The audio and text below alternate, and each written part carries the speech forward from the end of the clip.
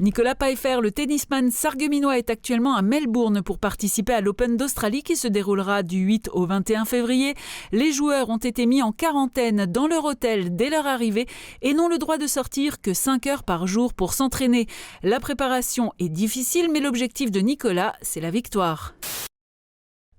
Le premier des 3 ateliers pédagogiques et contributifs du projet REC Solar a eu lieu. Dédié à la question du risque et du suivi, il a permis une présentation environnementale du site et dévoilé des données chiffrées sur le projet. Les 1500 employés embauchés dans un premier temps travailleraient sur 5 postes et la casque mènerait un programme de création de 200 logements par an pendant 6 ans. Les étudiants de l'IUT de Moselle-Est suivent la plupart de leurs cours à distance. Certains d'entre eux peuvent revenir durant une semaine pour effectuer des travaux pratiques dans l'établissement. Ces travaux ne peuvent se faire à distance car ils demandent du matériel ou des logiciels adaptés. Ces cours en présentiel permettent aux étudiants d'échanger avec leurs professeurs de vive voix et de retrouver une certaine normalité. Après une diminution de la prise en charge par la sécurité sociale en 2020, les remboursements de l'homéopathie sont tombés à 0% depuis le 1er janvier 2021. L'absence de démonstration d'efficacité sur la santé publique est l'une des raisons données par la Haute Autorité de Santé. L'homéopathie conserve son statut de médicament et la vente en pharmacie continue avec ou sans ordonnance. Le ticket sport culture est un passeport d'activités ludiques et récréatives pour les enfants durant les périodes de vacances. En raison des conditions sanitaires actuelles, les inscriptions initialement prévues à partir du 27 janvier par la ville de Sarreguemines sont reportées à une date ultérieure qui n'a pas été communiquée pour le moment. Le Premier ministre Jean Castex s'est exprimé à propos des grandes régions lors de sa venue à Colmar samedi dernier. Il a dit n'avoir jamais été convaincu par ces créations.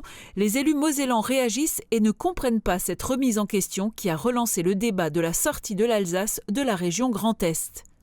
Depuis le 1er janvier, les vélos neufs doivent obligatoirement être marqués afin d'être identifiables. Les ventes ont sensiblement augmenté en 2020 et certains clients demandaient déjà le marquage avant cette obligation. De nombreux vélos sont retrouvés sans que les propriétaires puissent les récupérer. Grâce à cette mesure, ils seront identifiés. Malgré une chute des ventes de voitures en 2020, les vendeurs automobiles se sont adaptés et ont modifié leurs habitudes de vente pour sauver leur chiffre d'affaires. Des photos mises en ligne sur Internet, des visioconférences avec les clients ou encore des livraisons à domicile sont possibles. Les ventes de véhicules hybrides font également partie de ce renouveau. C'est un document de la direction des services judiciaires qui a mis le feu aux poudres. Le ministère de la Justice a créé un groupe de travail pour solliciter les chefs de juridiction sur la réduction du nombre de conseillers prud'homaux. En Moselle, la grogne des chefs de conseil a commencé. Djilali termine sa promenade près du point d'eau de Creutzwald. Cela lui permet de souffler.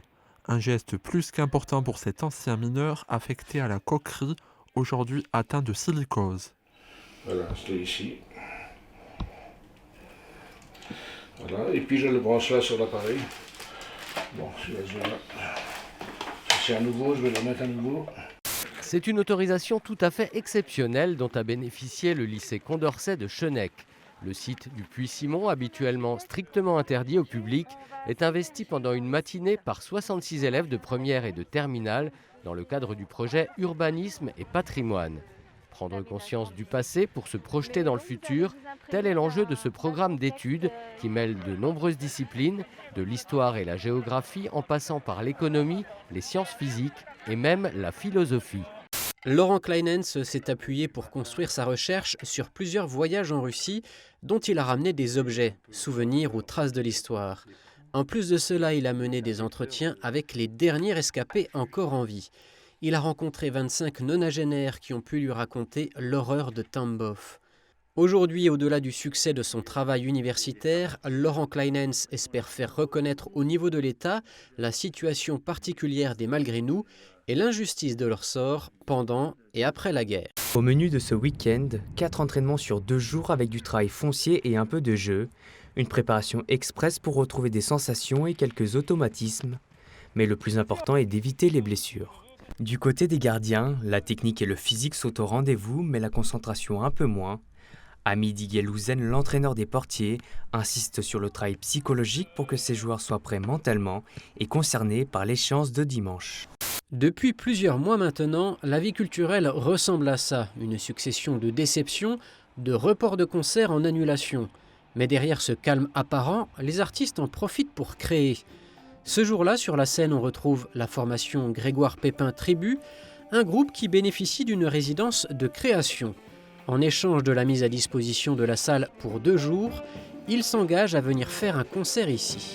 Regarder un écran avant de dormir, jouer à des jeux violents, publier des photos sans autorisation sur les réseaux sociaux, voilà des comportements que l'on peut retrouver chez certains enfants.